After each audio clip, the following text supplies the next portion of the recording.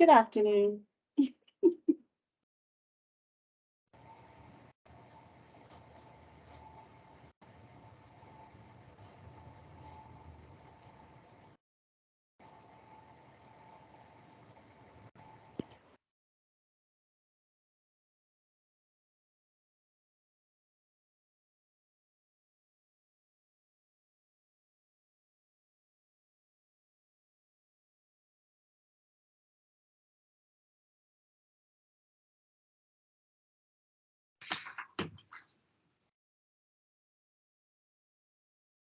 Good afternoon, Jean. Hi, everybody. Hello. Hi. Hello. I had to check out and then check back in. Did you just start the meeting or was I having trouble getting in? You were just having trouble getting in. We haven't started. Okay. We can't start without you. Well, and I can't start if my computer doesn't cooperate. I think I might need a new computer. Okay, so we have 1, 2, 3. Do we have enough people to get started? I believe we do. Okay. All right. Well, it is 1:31, so I guess we should get started. Yeah, you have enough, Jean. Okay. Well, at 1:31 p.m. on December 21st, we call to order this meeting of the Commission on Diversity Awareness for the City of Flagstaff. Welcome, everybody, and let's take the roll call. Jean Toner, I am here. Carolyn Kidd. Here. Okay, Sarah Jarvis. Here. Okay, Mandy Gebler.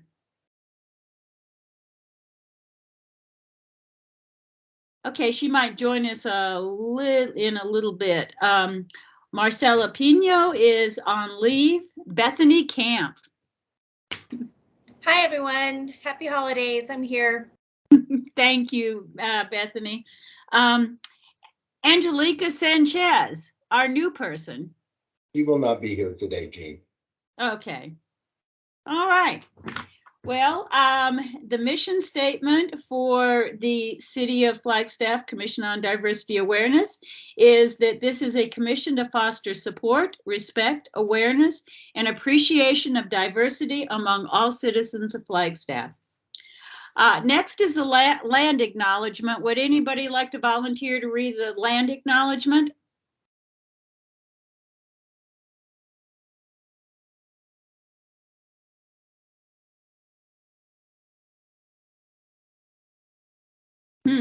Okay, I will read it. The Commission on Diversity Awareness humbly acknowledge the ancestral homelands of this area's indigenous nations and original stewards.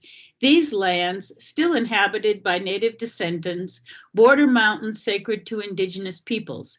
We honor them, their legacies, their traditions, and their continued contributions. We celebrate their past, present, and future generations who will forever know this place as home. Okay, any upcoming announcements or opportunities that anybody would like to share?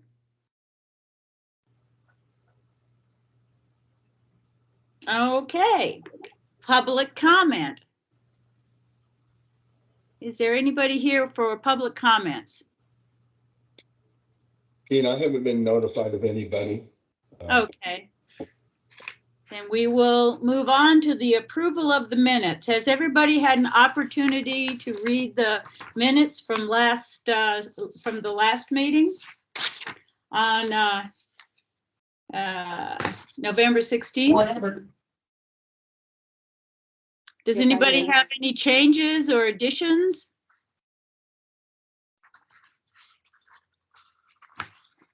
Jean, I also wanted to let you know that Mandy has joined the meeting. Oh, good. Okay. Hi, Mandy.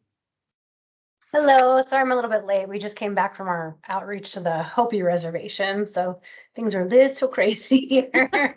Well, thank you for joining us. Absolutely. Okay. Does anybody want to make a motion to accept the minutes? I make a motion to accept the minutes. This is Bethany Camp. Thank you, Bethany. Any second? I'll second second. Carol. Kim. Okay, thank you, Carol. All those in favor of accepting the minutes as drafted? Aye. Aye. Anybody opposed? Okay, the minutes are approved and accepted. Will the next meeting of January 18th work for other people? Yep, that works for me. Yes. No objections? If there's no objections, we will schedule the next meeting for January 18th, 2023. And we will welcome Angelica Sanchez next time, since absent this time. One of the action items that was raised before, and we put it on the agenda so we could have a discussion. Does this commission want to, there has been some interest in adding 2 official holidays to the city official holidays. One of them is already a holiday, but the idea is to rename the day after Thanksgiving as Native American Heritage Day. And the second one is to designate Juneteenth as a city holiday. As we know, it has already been accepted as a federal holiday. And so does this commission want to make a formal recommendation to the city council to designate it as a city hospital, city holiday, hospital, golly. Hospital too. Yeah. And Freudian they're slip. busy these days. Yeah. So let's take them one by one. How do folks feel about renaming the day after Thanksgiving as Native American Heritage Day?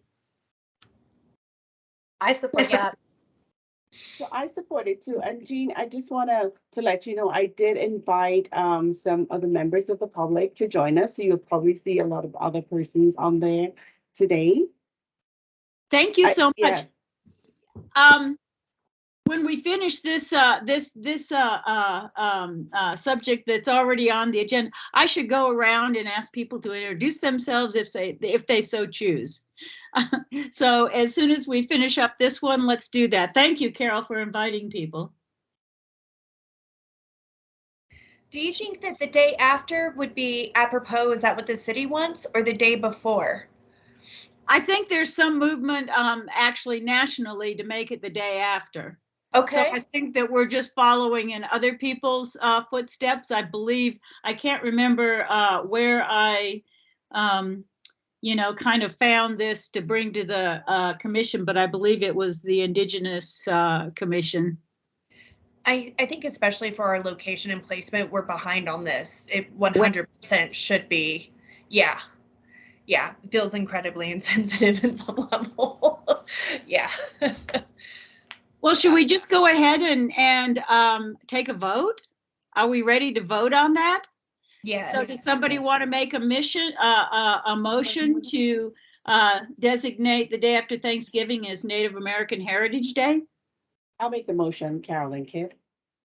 Thank you, Carolyn. Does anybody want to second that? I'll second. It's Mandy. Good, Thank man. you, Mandy. All those in favor of sending a recommendation to our new city council to rename the day after Thanksgiving, which is already a city holiday, as Native American Heritage Day. All those in favor say aye. Aye. Aye. Aye. Anybody opposed? Okay, so then we're going to move to designate Juneteenth as a city holiday. It is already a federal holiday. Any discussion? I think that's a great idea. I think it's awesome. I Long think it's awaited. Yes. Better have a good parade for it too. yeah, there you go. Marching bands, come on. Okay, does anybody want to make a motion to designate Juneteenth as a city holiday? as it is already a federal holiday. I will make a motion. It's Mandy. Thank you, Mandy. Anybody second? I'll second Carolyn. Thank you, Carolyn. All those in favor of designating Juneteenth as a city holiday, say aye. Aye. Aye. Anybody opposed? Okay, the motion carries. Now let's go back to Carolyn. Would you like to invite the guests that you invited to the commission meeting? And if the guests would like to put themselves on camera, please do, but nobody's forced to. So. All right, so I could see some of the names. So I see Ishmael is here, and I see Donovan is here too, and a couple others. I see Felicia is here too, and Kara. So just go ahead and start. Ishmael, you can start. You're on mute, Ishmael? Sorry about that. There we Thank go. you, Carol. Yeah, thank you, Carol, for inviting me to attend this session. And thank you, members of the commission. I really appreciate and I'm happy to meet you virtually. My name is Ishmael Munene. I'm a professor of education research, educational foundations at Northern Arizona University. I've lived in Flagstaff for 18 years now. I came from Florida. My wife and I, before coming to Arizona, were in Florida. Prior to that, we lived in New York, Albany, the capital city. So we have had across the country, finally settling in the Southwest. So it's the smallest city I've ever lived. My experience has been in big metropolitan cities, and I always was worried how I would fit in a small town, but believe you me, I've come to like it. I don't have to commute 1 hour, 2 hours, or change modes of transport going to work. It takes me 10 minutes from County Club to NAU. So it's quite a beautiful place to live. The only thing I was running away when I left New York, I was running away from snow. That's why I went to Florida. And when they offered me a job, I said, this is hula, this is a desert. I'm still running away from snow. Only to be welcomed by 3 feet of snow the first time I arrived here. 3 weeks later, because I arrived in January, we have 3 feet of snow. And then somebody told me, welcome to Northern Arizona. So that's a brief introduction about myself. Unless you have any questions, I'll be happy to answer. Thank you very much. I hope you understand, you can appreciate my accent. I'm quite different. I speak 5 languages. English is my 5th language. So I do have a lot of mother tongue interference. My first mother tongue is Kikuyu, and then Swahili, and then English because it's a medium of instruction in schools. I'm a native born Kenyan. And then I speak other 6 Kenyan languages. So that's a brief history of, it requires a lot because when we think in our mother tongue, and then we have to do some mental gymnastics to translate that into English. So it takes an effort. By the time I utter a sentence, I've done 1,000 permutations. Unlike you who are first language English speakers, you don't have to undergo that permutations with languages. Thank you very much. I am in awe, Ishmael. Thank you so much for joining us. You know, I am a monolinguistic, so I am. Okay, who else would like to introduce themselves? Yes, go ahead, Donovan.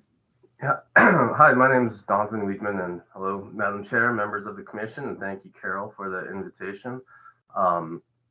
And Ishmael, if you think this city is small now, you should have seen it when I was a kid. I think the population was under 40,000.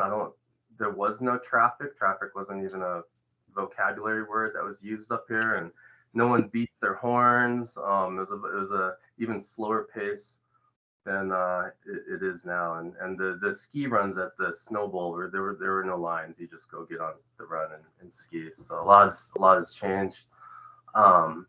So I'm more or less from Flagstaff. I grew up out in Timberline on a big patch of dirt out there. I was a member of the first class at Cromer Elementary, but I spent a lot of my high school and young adult life moving around to different areas of the state. So I've lived in a whole lot of different diverse communities throughout the states itself. I was born in Hawaii. I did live right outside New York, Ishmael, and I also spent I spent 9 years in in Japan. So and then moved back to Flagstaff about 5 or 6 years ago, and then trying to become more involved in the community, and especially in the areas that I find it interesting or have some skin in the game. In terms of my professional work, I'm the director of adult education over at Coconino Community College, and our student population is one of the most underserved, and I believe maybe the most diverse student population in northern Arizona. Maybe I say that because about half of our students are English as a second language learners from other countries, and the other half are students who are seeking a GED or high school equivalency. That population is quite diverse, and I would say probably the most underrepresented, underserved, and hardest hit during the pandemic. So I thought that I appreciate the invitation, and I'm glad I can join and listen in on what you guys are doing. Thank you for joining us. You're welcome anytime. And I am such a huge believer in the mission of community colleges, and I really honor that, and thank you for joining us. And just a word to folks, anybody who wants to comment on any of our things that we're going to be covering as guests, please, just raise your little, the little hand icon, and you'll be recognized. Other guests. I see Yasmin. Also, I see Ray Garcia. I see Carol's on here too, and I think Felicia. Anyone? Yasmin? Introduce yourself.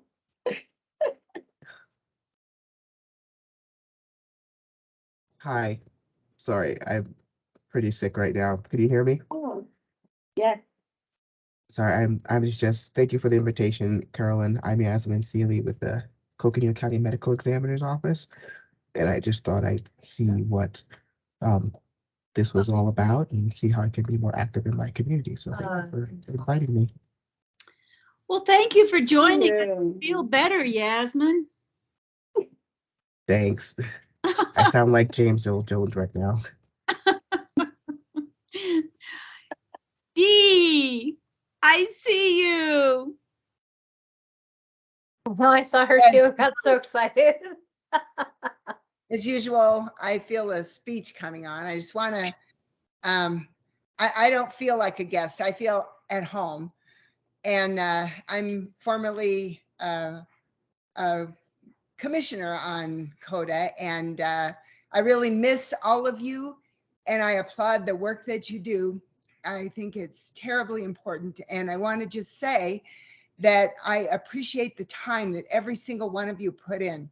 And even if you show up and you feel like you don't have anything to say, your presence is just terribly important. It is. Just being able to make a quorum has been historically a very difficult thing for this group. And when there is no quorum, there is no business done. So if you can't do anything else, just your presence is hugely important. But beyond that, each person on the commission brings a unique perspective and something really important to contribute. And I really, really appreciate that and appreciate the work that you're doing. I've moved to Cottonwood, which is why I'm no longer part of the group. And there is nothing even close in terms of the city of Cottonwood in which to participate. Not a thing. So a lot of work to do down here. And anyway, thank you for allowing me to make a little speech and greet all of you. I'm just so grateful that you're doing what you're doing. Thank you, Dee. Dee is our former chair, and I miss you so much, and I'm so thrilled that you have joined us. I've got my eye on you. Okay. Awesome. Okay, other guests. I know that Felicia's here, but Felicia will be actually presenting to us later, so we'll talk to Felicia then. Anybody else want to introduce themselves?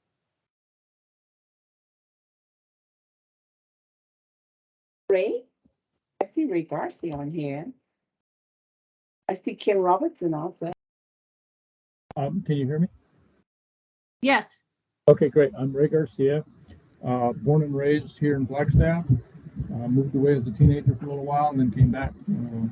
Attended U of A, NAU, graduated from NAU. 32 years in the Army National Guard, exposed to quite a few different cultures and diversity groups, and a lot of really fun things that I learned traveling all over the place.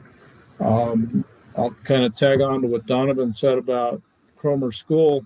He was the first class. I actually built Cromer School, so to put things in perspective. But anyway, so I work at the Coconino County Public Works. I'm the deputy director here, and I thank you, Carolyn, for inviting me to attend. And I look forward to attending future meetings and contributing however I can. Thank you. Thank you so much for joining us, Ray. Welcome. Anybody else?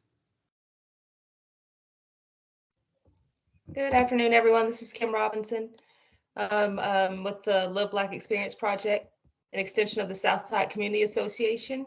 And thank you, Carolyn, so much for the invitation. I'm actually on the road right now. I'm traveling. So it took me a while to find a Wi-Fi signal, but I tracked y'all down. And I really appreciate the invitation. And I look forward to seeing what LBE and the Southside Community Association can do with and for CODA. Awesome. Thank you so much, Kim. Glad to meet you. Problem.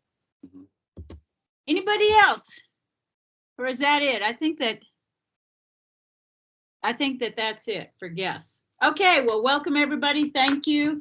And now we will move on to the next item on the agenda is our own Commissioner Mandy Gebler, who is going to talk about New Life and Wellness Center and outreach.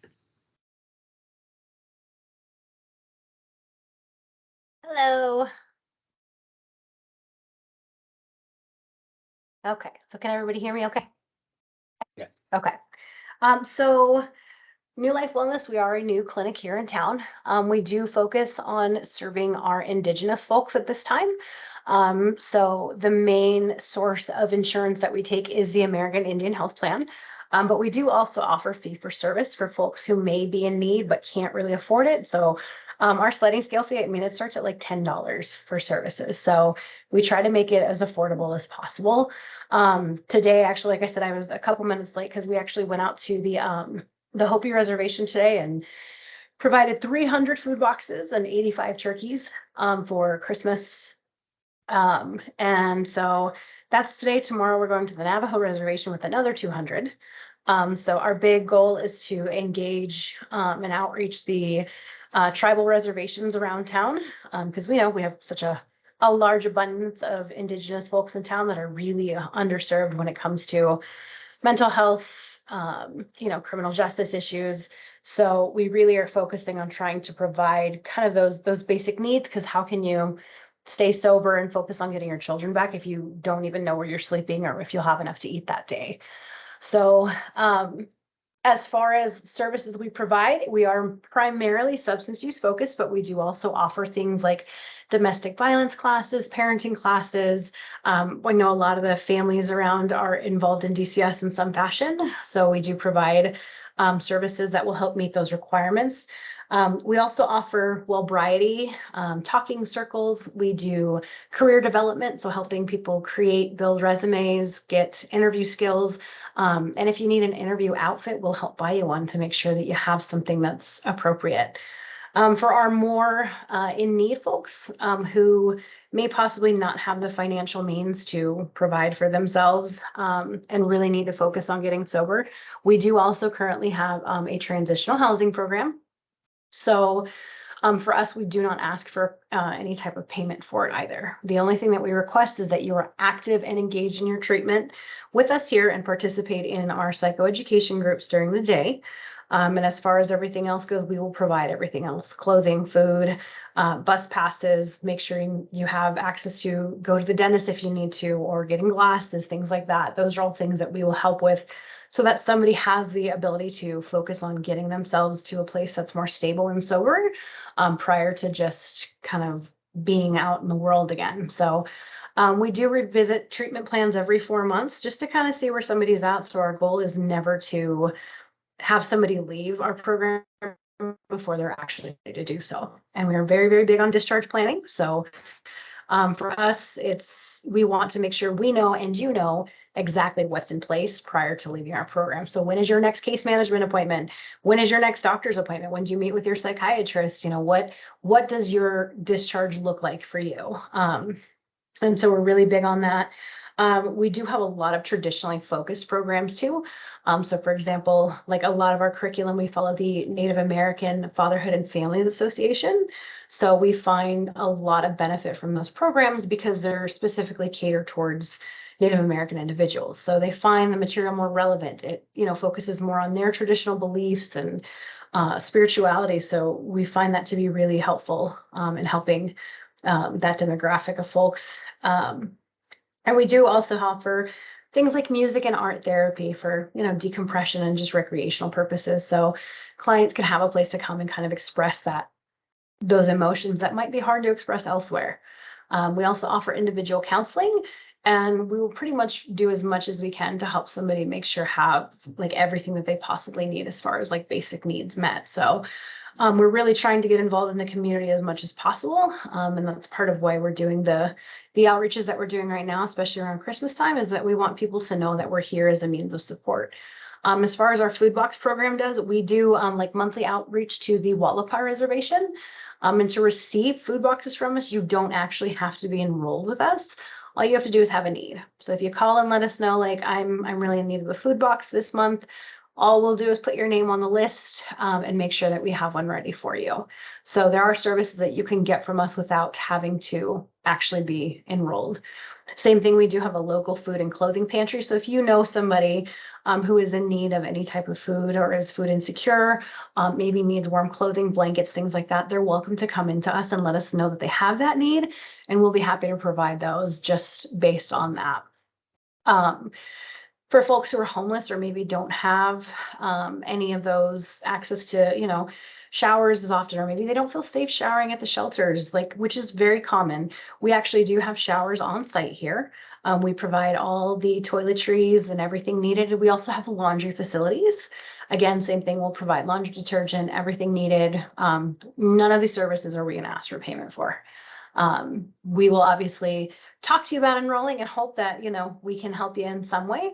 So even if it's not necessarily substance use, it can be anxiety, depression, anything like that. We're more than happy to try to find a solution for you with us. And if we can't find something specifically with us, we will not just send you out. We'll make sure we directly provide you information with another agency, speak to that agency with you, and help make sure you get connected to somebody prior to leaving. So that way you know that there are options available, and we'll make sure you have the actual access to those other options prior to having you leave from us. So overall, we're really focused on trying to serve the community in a way that's helpful.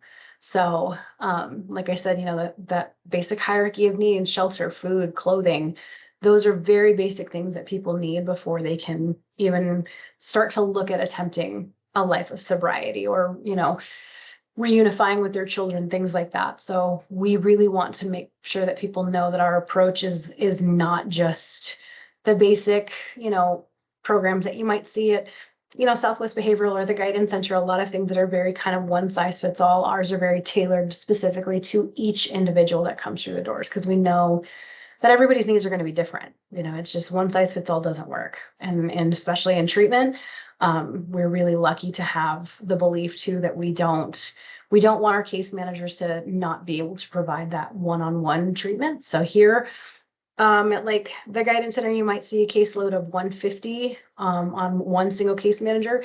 Here, we don't like them to go over 15. So you can be sure that whoever you refer to us will have at least 2 direct contacts with their case manager a week, because they won't have an excessive caseload to where people will be falling through the cracks and things like that. So we're very, very much in communication with our clients. We know what's going on. We want to make sure that we're supporting them in any way that we can.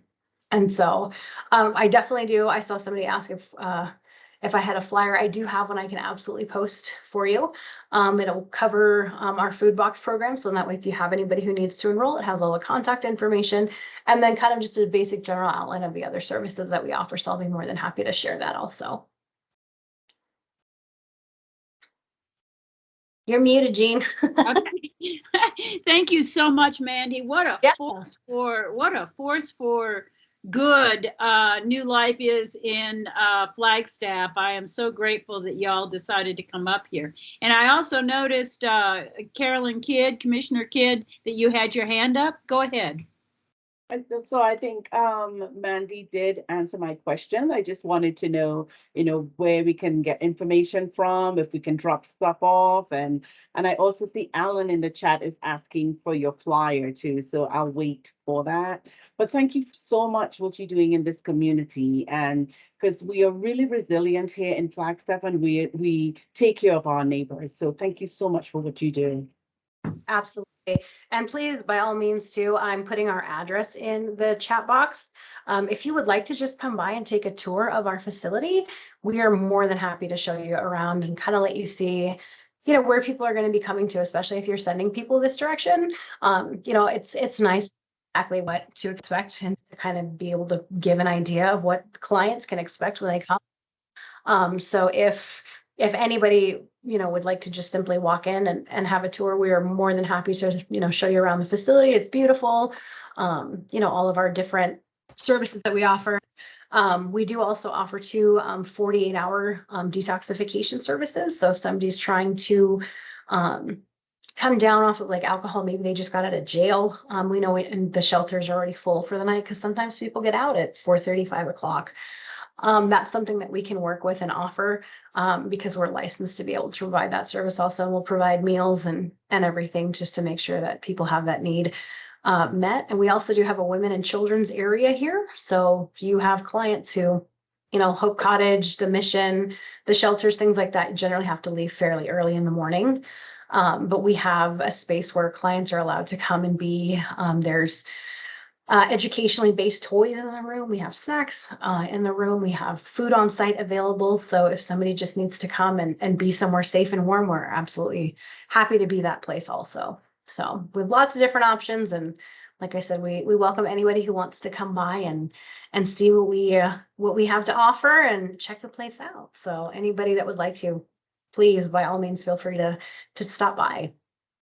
Is there a particular need, Mandy, that you guys need, like diapers or anything like that for donations? Or is it always like food or gift cards? Clothing is always a good one, because we do like to do clothing as much as possible, along with our outreach for the past 2 months, because winter's been coming. Along with food boxes, we've been doing blankets and clothing. So like we'll go out and buy out racks at Savers to take with us. So if any clothing, winter related right now, especially is something we can definitely use, because we do have a lot of clients, unfortunately, that are in need of winter clothing and warm blankets and gloves, things like that. So. Thank you very much. Yeah, absolutely. Donovan, I see that you have your hand up. Hi. Yeah, I can see many of our student population really benefiting from the services you offer, especially our students that are seeking the high school equivalency. But I think that our students, specifically adult ed students, it's more of a matter of you coming to them or other agencies coming to them and meeting them where they are rather than them, you know, picking up a flyer and kind of initiating the connection themselves. So I was just wondering if your organization ever makes visits to other agencies in the community or would be interested, and if so, if you are interested in visiting our student population, either at our orientations or in classes themselves, then we would more than welcome that. Yeah, absolutely. I mean, that's kind of how we started to get the word out about our clinic is, I stopped of almost every place in town I could think of to do presentations. So we absolutely have presentations ready about our program for anybody who might want more specific information about like the treatment modalities we use. We can provide information on that. But yeah, I mean, I would be more than happy to come and provide information to the students, to classes, and bring, you know, flyers and things with me to be able to interact with them. That's something we can absolutely do. So if you'd like to reach out to me, I will put my direct email in the chat, and we can set something up to where, you know, myself and possibly another member of our team, our clinical supervisor, can come out and kind of let you know what we can do and help get some people signed up. We'll bring a sign up sheet with us, so then that way people can, you know, leave names, numbers, and we can actually call them directly. So then that way it's not something that they have to do, because I know that's kind of hard sometimes, is making that phone call. So if it's easier for us to call them, we're more than happy to do so. Thank you, Mandy. I see that Ishmael has his hand up. Go ahead. Yeah. And thank you, Donovan. Mandy. Thank you, Mandy, for the wonderful presentation. Could you speak to your success rate? So as far as specifically up here, we don't have a lot of data on this particular location because we just opened, but our Flagstaff location has been very successful. We have, I would say, probably close to about 65% it is. And so based on the transitional housing opportunities, the career development, and all the things that we provide, it actually has gone very well. And so that's why we opened the clinic here in Flagstaff. And we're actually, in the end of the first quarter next year, we're going to have a Tucson location open as well. So it has been very successful. I think the difference is that we are not a nonprofit agency, so we do have investors. So when it comes to being able to meet needs for people, we're not super limited by a lot of budgetary restrictions that nonprofits might be. We're more able to purchase things that people really need, and be able to kind of appropriate those funds in a way that's helpful to clients. So I think we just have a little bit more freedom to provide more supports in other areas. And I think that's why we tend to see better success rates, along with the curriculum being more focused on specifically towards the demographic that we serve. So. Thank you. You're muted again. Forgetting to unmute. Thank you very much, Vice Chair Gebler. And once again, I know that New Life is just already is and is going to just increase their profound positive impact on our community. So thank you. Thank you. Okay. And I appreciate it. And like I said, any questions, my email's in the chat. Please feel free to email me if there's something you might remember later or just happen to have a question about, and I'll be more than happy to answer anything that I can. Awesome. Thank you. Okay, so now we are going to move to item 9, which is reports and discussion items. And the first of the reports and discussion items is future priorities. Last week or last month, we started a discussion on a conversation with Downtown Business Alliance. And Commissioner Camp was supported an approach that included education and outreach to the downtown businesses, a little bit of background. One of the things that our survey that we did 2 years ago showed up was a sense in a number of our community members of being profiled downtown by the businesses and stuff. So we thought it might be a really rich opportunity to go ahead and start a conversation. So I'm not quite sure how to do this because we also have to get to a item where commissioners volunteer for work groups, and this is one of them. So I guess we can kind of roll those two discussions together, which is what would the commission like to do and who would like to join that work group. And as I said last time, one of the things about work groups is they're not as structured as open meetings are. So you can email each other and you can actually, you know, kind of have direct links that we can't have here. Because we need to follow open meeting laws, which are a good thing, by the way. So does anybody have any comments on interest or discussion on forming a conversation with Downtown Business Alliance? I'd love to be part of a work group with it, and kind of a vision, I guess, from educating standpoint is just building relationship and laying out kind of a game plan of do we go, how do we arrange to meet with them, that kind of stuff. But that can be decided in the work group. But yeah, I'd love to be a part of a work group or any other conversations on this for outreach. Wonderful, Bethany. You know, probably the place to start is just getting on their agenda. And I'm not even sure who the hierarchy or, you know, officers are or anything like that. Who would like to join Commissioner Camp on that Downtown Business Alliance conversation? Anybody else want to join on? Yeah, I'll have. Okay, all righty, excellent. So Carolyn Kidd. Woo! Okay. So do you all just want to get started, and then if more people want to join later on, you know, we can take it up next month, or you can send out invitations or something? Or are there more people that would like to join right now?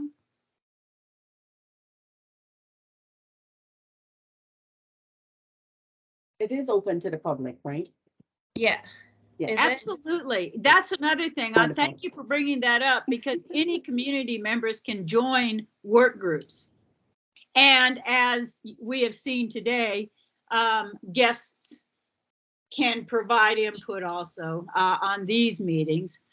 Terry, okay, so Kara just told us that welcome Kara House, Terry Medexa. Okay. All righty, well, excellent. Well, I really look forward to hearing from you all next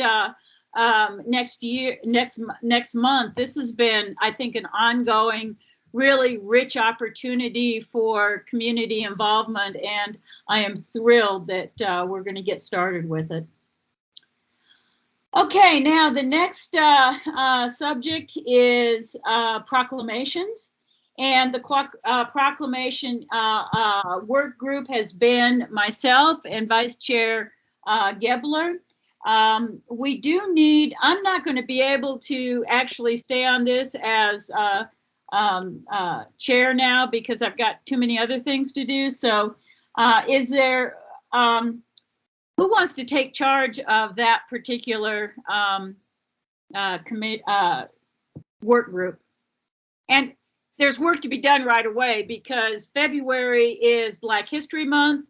And so we need to get the proclamation to them back to this commission by January so we can vote on it and have it scheduled for the beginning of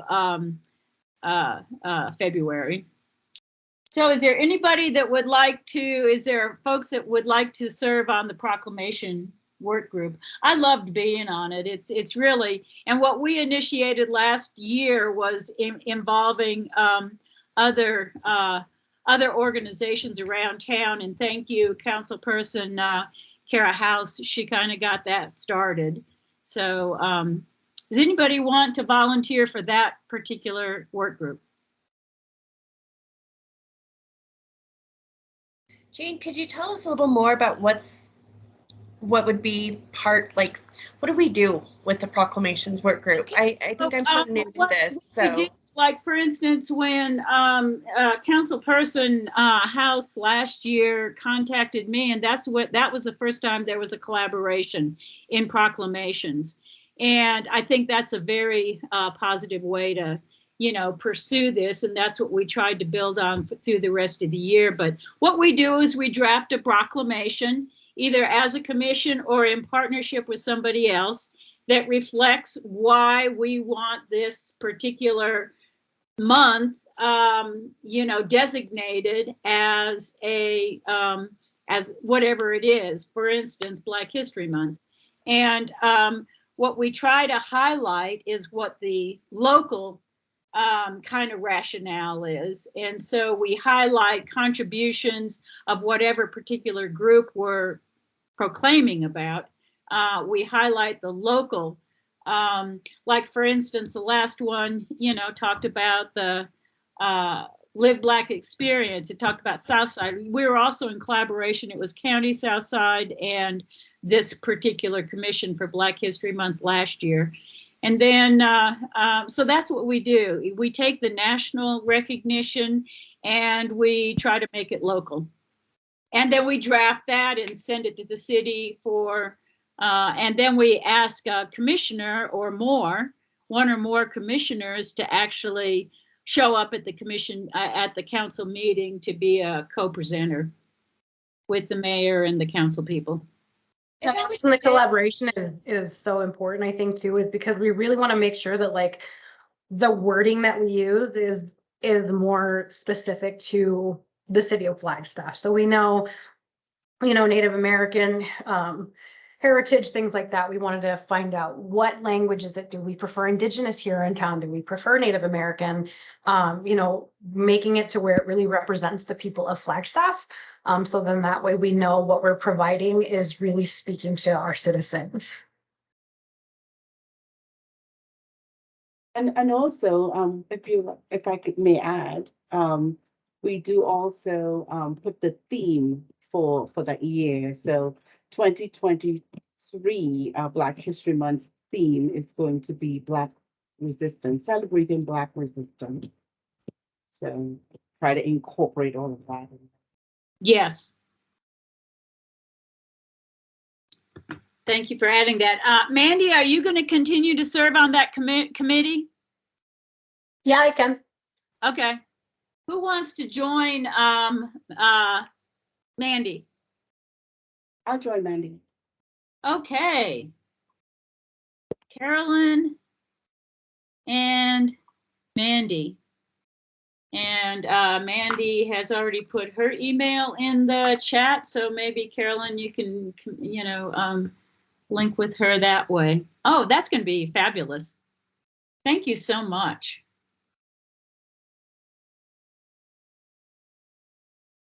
Okay, I think that's all we're going to do on proclamations right now, and we'll hear from the Proclamations Committee next month.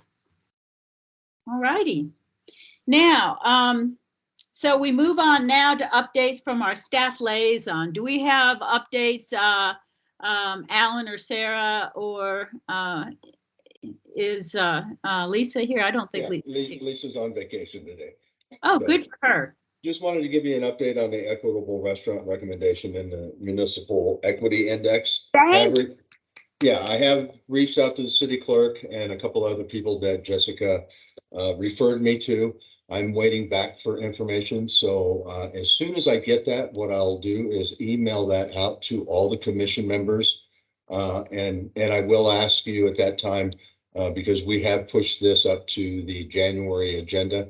Depending on the information we get, we can definitely put that on the agenda. But I'll send that and I'll forward that to you as soon as I get it, because I sent it out at the end of last week. Haven't heard anything this week. So I'll wait till after the holiday, and then will become a thorn in their flesh until I get an answer. Always good to have thorns. They make roses. Just FYI for the new commissioners, we had a rather extensive presentation from Chris Rode, who is he's an analyst, human services or human resource analyst, and he is the one that heads up the Municipal Equity Index work. And so if you want to go back, there should be on our previous minutes and videos. He gave an excellent presentation in November 2021. So it's like a year and a month old. And we've talked to him since then in the commission, and he was actually waiting till 2023 to do an updated presentation to our commission on the municipal, you know, it's Human Rights Campaign that does the Municipal Equity Index. And so he'll be back sometime, but if you want to come up to speed on what was done before, it is the November 2021 presentation. And it's actually, I looked it up, and it's his PowerPoint is available for download if you go to that meeting record. Anything you can say more than that, Alan? No, not at this time. Thank you, Jean. Great. Okay, now we are to item B, which is not actually a proclamations work group. It's our library collaboration work group. And we have the wonderful Felicia Fiedler. That's what this says, Fiedler, but it's not, it's Fielder. Here to present about our work on the library collaboration. Hello, Felicia. Hi. So I am not turning on my camera because I am trying to operate on my phone, and my computer doesn't want to do Teams as well. I am talking about a few of the things that we have talked about with the CODA and Leah work group that we've been working on. For those who are new, the reason that we had reached out to CODA is to kind of help us try to get more city policy action of creating group norms for talking about equity and inclusion activities. So that's how it started, and now where we are at, we are, as a library, we are reaching out to the EAC to talk more about the trainings that are required, seeing how that lines up with how they make those decisions, and seeing if we can get some of those trainings as a part of that requirements, as well as creating a possible work group in EAC, which is for like employees of the city of Flagstaff, to then have possible work group to work on towards those goals as well. Another big thing that we are doing with you guys here, CODA, is that we have bi-quarterly programs that we are collaborating on. So our first one that's coming up is going to be here in April.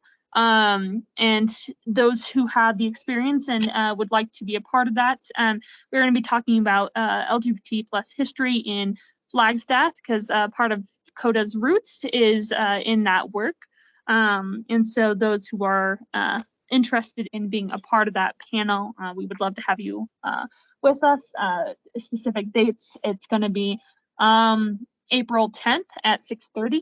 We can make this a hybrid program, or it can just be in person, depending on your guys' availability and access. But we will be hosting that at our East Flagstaff Community Library. Other part is we have one planned for November, and part of the request for you guys is to discuss the program ideas and what you guys would like to accomplish in that November program. How will you educate or entertain our community? Will it be a presentation or panel? And so that's kind of something I think Jean was talking about for making possible mini work group for you guys to discuss. This is just a collaboration between the library and CODA to get information out there, to spread awareness of CODA as well. So there's different ways that can happen, whether it's like entertainment focused, history, informational. It's just more of like what you guys want to accomplish. And I think that updates on where we are at with our work. Okay, thank you, Felicia. Well, I think what we need to do right now is see if there's any volunteers to work on the history of Pride in Flagstaff for the April 10th presentation, which, as Felicia said, we talked about it being a panel. And I'll work on that, on that particular work group. But is there anybody else that would like to?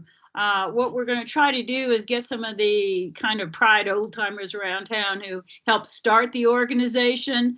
I can't remember which date was the first one, but I think it was like 1999 or something like that. I know in 2000, I think that was the second one or something. That's when I moved here. Anyway, but we'll try to get some of those folks together to have a panel presentation and maybe bring some old memorabilia or whatever. Anyway, anybody want to come and drag that would be awesome too. I mean, I'll just see who wants to show up and what they want to do. So anybody want to work with me on that? Jean, this is Bethany. I'd love to be an ally and support anything in that. Anything if we want to include like transgender too or anything like that, any other areas, research, however I can help, love to. Absolutely. And we actually maybe Dee would even show up for that as an alumni of this commission, because Dee has done an awful lot. Dee Wegward has done an awful lot of work with the trans, and she was the one that started the equitable restroom initiative that we had here. So shout out to you, Dee. If you want to be in Flagstaff that night and be a community member on that team. Okay, so I will be in touch with you, Bethany, and we'll let you know when the next meeting we have with Felicia, and we can move on from there. The information. Yeah. Can I ask a question? It may be the wrong timing.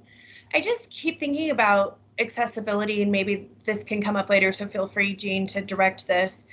I just wonder if we shouldn't be doing like a book club or something like that too, that we read a different book on different types of diversity, that we could partner with the library to do something like that's my jam.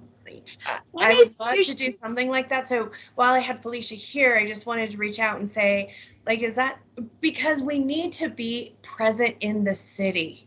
Yes. I had to do some digging to find CODA, and I was just thinking that would be a great way to get people to know about us and involved, and it's accessible.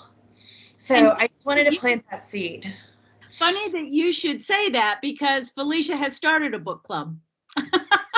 So Felicia, would you like to share with the whole group about the book club? Yeah, so Bethany, the book club that I do is LGBT plus book club.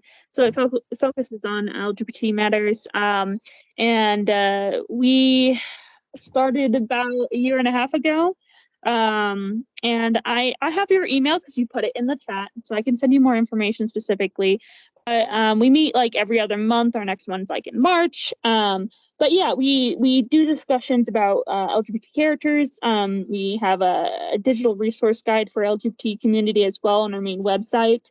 So here at the library, we've been doing a lot of work specifically at that community. And so that's why with Jean, we were going to do the history in Flagstaff because that's part of our Pride in Your Community programming series. But yeah, but the book club collaboration, if you're wondering for like other ideas there, that is a possibility that we could discuss of what those requirements will look like.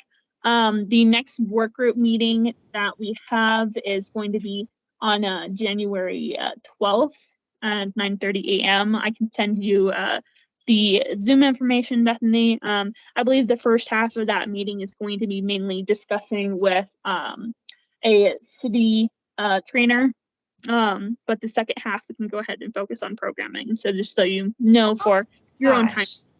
Yeah, that would be amazing. Yes, thank you so much, Felicia. And I didn't mean to overstep. I hope I didn't, but that would be great. Thank you for including me.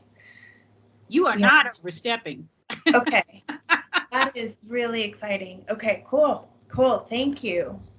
I look forward to that email. Thank you. Dee is having to leave us, so I'm just saying, heart Dee. I love Dee, and I'm glad that Dee is coming back every month as a community member. Okay, well, good. Well, Felicia, thank you so much. And we've got the January 12th CODA Library Collaborative date set for 9:30 in the morning. And if anybody else needs, needs to be included in that list, please get in touch with either Felicia or myself. I will also say, if you go to the diversity page on the library website, they have an absolutely awesome, Felicia has a fabulous page there on diversity, diversity awareness and resources, diversity resources. So anything else, Felicia? That sums it up. I did just update it, so I look forward to you guys all seeing it. Yeah, reach out to Jean. I'll go ahead and add my email too, for those of you who might need that for the chat. And then I will be heading out here because I've got some other stuff to do as well. So thank you. Thank you, Felicia. We love Okay, well, now we're going to move on then to item E, which is current commission priorities. D, which is put off until Commissioner Pino returns. That's the anti-camping ordinance. We will wait until January for that. So now we go to number E. I know that Daryl Marks is not here on the youth group on the renaming the peaks presentation project, which the renaming the peaks is going to be just Agassiz Peak, not all the peaks. But is that particular one because, as you know, most of the people in this room probably know, Agassiz was a eugenicist. He was a racist on steroids, and he got named a peak after him, simply because he had done some survey work. So it's a really inappropriate naming of that particular one of the several peaks. And the youth group at Flag High that Daryl Marks is advisor for has actually created an entire, packet to put together, and they want to get it to the Department of the Interior, like by the end of this year. So we would like to, get the our letter of support to them this month, if at all possible. But I might also add that the renaming of the street that used to be Agassiz and now is Riles, that was done, with this group of youth. So not only are they doing incredible work, they're also self-training in a lifetime of public advocacy and public engagement. So just huge shout out to them. So anyway, so maybe what we can do, I'm not sure where it shows up on the agenda. Can we take a look at that, the draft of a possible letter of support? And I am happy to read it out loud, and then we can edit it as we go, and then maybe vote on a final edited version. So this is addressed to the Board on Geographic Names, the Executive Secretary of Domestic Names, 12201 Sunrise Valley Drive, MS-523 in Reston, Virginia, 20192. Dear Board on Geographic Names, we write in support of, there's the first edit, we write in support of the proposal to rename Agassiz Peak. Agassiz Peak is currently named after a 19th century Swiss-American botanist and eugenicist, Jean-Louis Rodolphe Agassiz, who held racist beliefs in white supremacy. Having one of the sacred peaks named after a Swiss racist stands as an ongoing affront to the indigenous peoples who hold these peaks sacred. It also reinforces a message of support of eugenics, a roundly rejected theory of white supremacy and junk science. Renaming this peak contributes to the process of redress for the historical injury inflicted upon indigenous peoples of North America, the North American continent, by settler colonialism that justified the usurping of lands from original inhabitants and ongoing linguistic, cultural, and physical violence that has resulted in a legacy of intergenerational trauma. Agassiz Peak deserves a name that honors its natural and cultural values of the region and its original peoples. All peoples of this region benefit from a name that reflects the rich cultural and natural history of these sacred lands and geophysical wonders. We support this proposal, commend the youth for their initiation and shepherding of this essential project, and encourage the board to approve it. Sincerely, City of Flagstaff, Commission on Diversity Awareness. So now we're open to comments, edits, anything.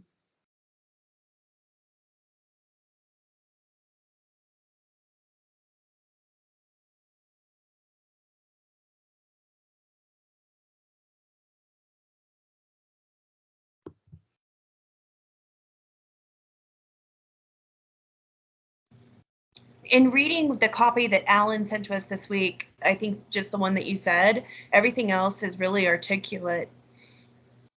It's condensed very well. Yeah, I was trying to keep it to one page because I know they get a lot of these to read. Exactly. I think the language is beautifully written to reflect and convey. And I also want to say, just FYI, just a point of interest. I went to a similar, I guess, presentation meeting or whatever to the Indigenous Commission. And because the kids were all there for the Indigenous Commission. And also, if my memory serves me correctly, when we had the original presentation from the kids on for our earlier work with this, a family member of Agassiz, an Agassiz family member appeared and in support of the name change. And this was a family member. This was an Agassiz family member that said, we reject the racism that this whole thing, kind of indicates, so it was really nice. Very much in support of the students and the renaming as well. Yes. Ishmael, you've got your hand up. Go ahead. Oh, thank you. Thank you. If it's not asking too much, we could also maybe include the example of Paestua Peak, which was renamed to show that has historic precedent, where we named Paestua Peak after a Native American and Indigenous member. Thank you. Good idea. Yeah, that's a really good point. I'm surprised we haven't thought about that. No, thank you. We need educators on this board. Go ahead, Commissioner Kidd. So for the copy that I got, I just wanted to the word intergenerational trauma. I think that was. Oh, that's a spelling. Yes. Yeah. So that was intergenerational. There's a missing E. Okay. Yeah. Highlighted that. Thank you. Your ace eyes. Huh? Yeah, right. Okay, and then we have a comment in great idea. Okay. So if we did that, renaming the peaks is of intergenerational trauma for, how can you just say it, for a previous local example, we cite the renaming of Paestua Peak. in the Valley of the Sun or something like that. Do you think that sounds good, Ishmael? We can include it in that second paragraph as a final. Yeah. Okay. Yeah. Okay. So, yeah, so we can firm up the language on that, but for a local example, one can look to the renaming of Piestewa Peak in the Valley of the Sun, rather than saying Phoenix, because it's not Phoenix, it's the whole valley. Okay. Well, other comments? Yeah, go. There's another hand up. Oh, that's Carolyn. Okay. Any other comments?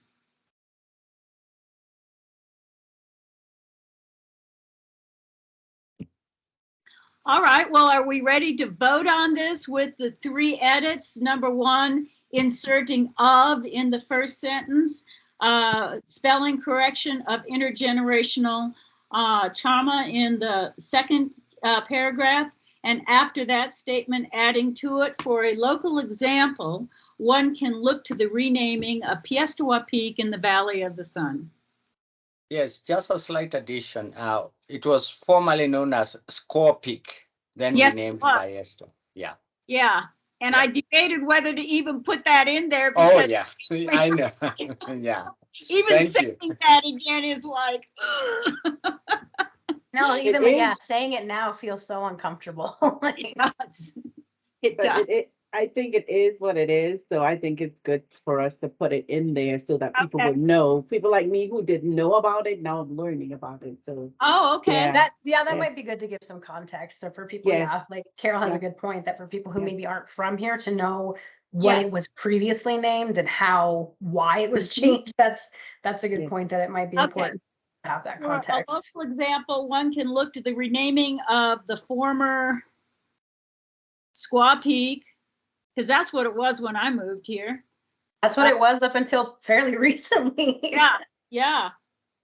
The renaming of the former Piestewa Peak as, Squaw Peak as Piestewa Peak in the Valley of the Sun. Okay. So are we ready? Any more ideas? Awesome, y'all. Are we ready? Is anybody ready to forward a motion to send this letter of support to the youth group on renaming the peaks as written in draft form with the 1, 2, 3 edits? I'm ready. Okay. Does anybody want to make that motion? Is that what you were doing, Carolyn? Yes, I want to make a motion to forward this draft to the youth for the geographical name change. Okay, Commissioner Kidd has made a motion. Is there any second? I'll second. Okay. All those in favor, please say aye. Aye. Aye. Opposed?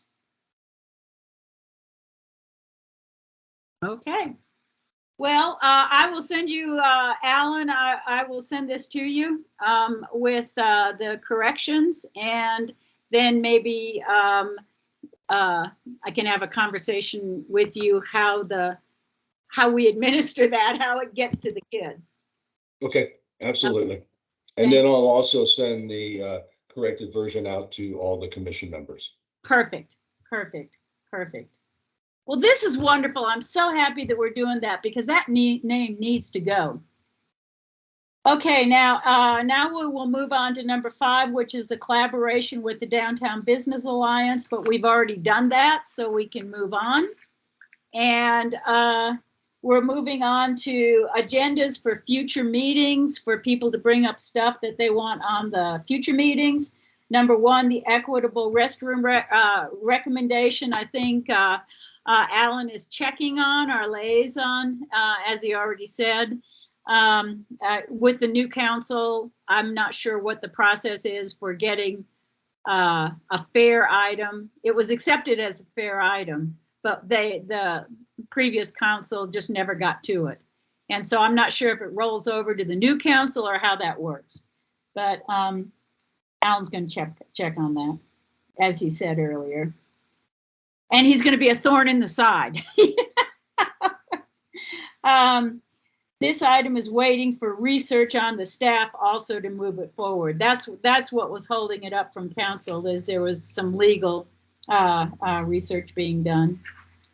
Oh my goodness, I can't believe that. That's everything. Wow, it was such a full agenda. Yeah, go ahead, Kara. Councilperson House, please. Thank you, Jean. Can you hear me all right? Yes. Okay. So I just wanted to bring up something that came up during last night's council meeting.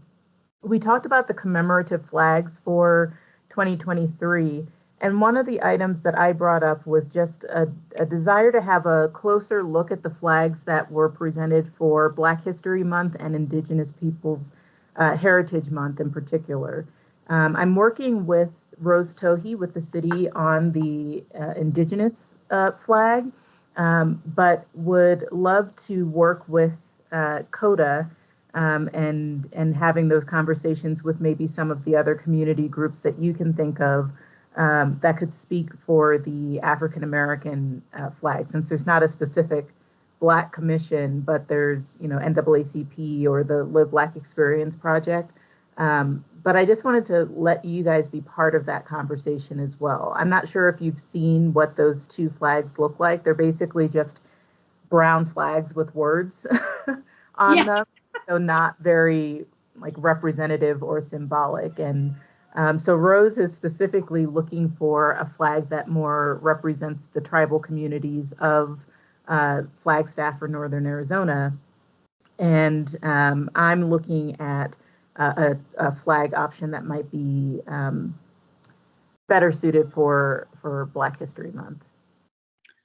I am thrilled to hear that. Just again, some history of this commission. We actually had a work group, and we presented a recommendation for a diversity flag poll. And I will forward all that information to of that old work group a few years back to Alan, and maybe he can forward it to you, Councilperson House. And, just FYI. Now we've got several hands up. I think the next hand was, go ahead, Alan, and then Mandy. And what we can do with that, and thank you, Council Member of House, is that you could send that information to me.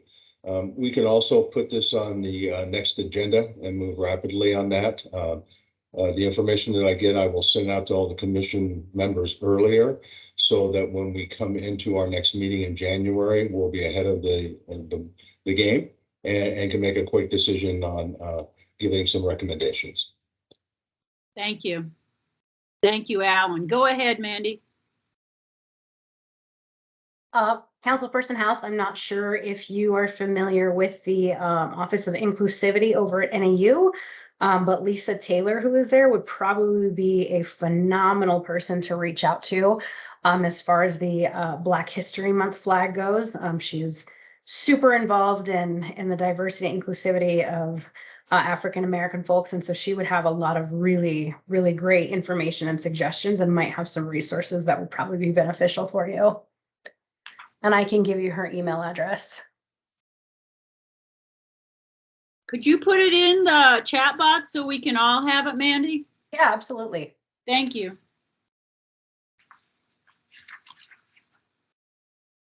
Well, I am thrilled that this was brought up, because this has been an unfinished project in my own mind, because it never went anywhere when we did this a few years back. And I really look forward to, having I don't know, a more intentional diversity flagpole there. I know as a lesbian, it means all the world, everything. And it just means the world to me when I see that rainbow flag go up, you know. And I know for any group of people seeing a flag that actually, you know, that reflects, you know, who we are, it really means something. It's language, you know, it's a form of language, and language is our reality. Okay, I got this from, okay. All righty, so more will be followed up on that. And again, like I say, thank you, Councilperson House. I'm thrilled. Okay, Taylor at NAU. All right, any other comments? Any of the guests have any comments? Anybody, commissioners or guests?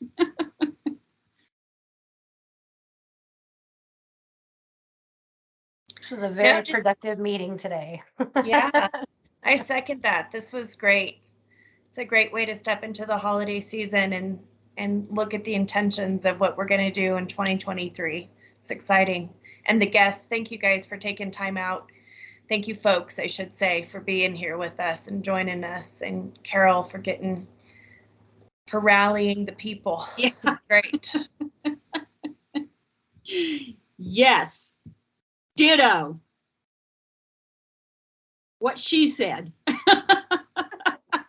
I just want to thank all the guests because I know that we are all busy, but this really matters to everyone. And I think it's really good for us to go out there and get persons and bring them in, because not everybody have the time to go on the website and find things. So let's be our own ambassador.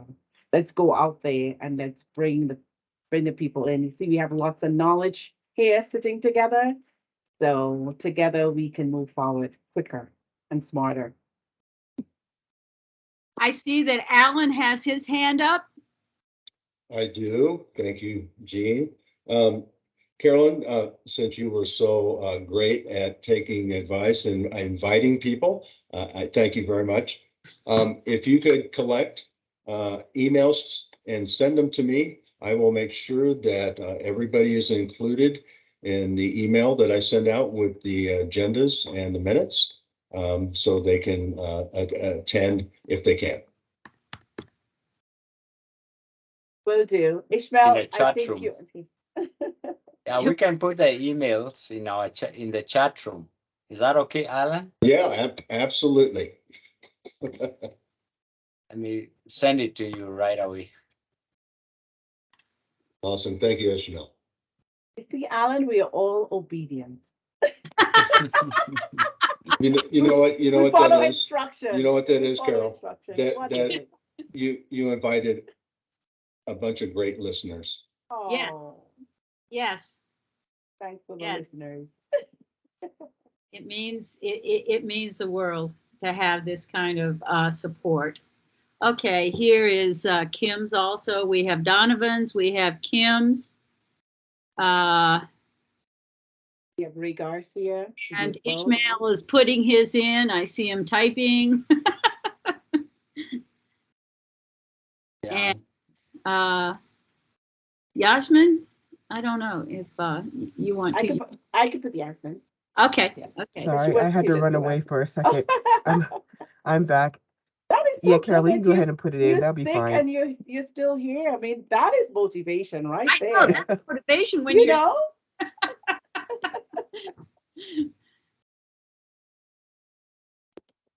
Yeah, All I I did just need send to my. hear is, if you build it, they will come. Just kidding. I'm trying to think of what else his voice, Earl Jones, was known for. That's what I was thinking, Yasmin. Sorry. Vader. Yeah, Oh, Vader. yeah. It's Hello. like Carolyn, I am your father. I am your father. All-time wonderfulness. Good movie. Okay, any other comments? We have a few minutes left before we need to check out. I'm astounded that we got through this very long agenda, and I'm proud of us.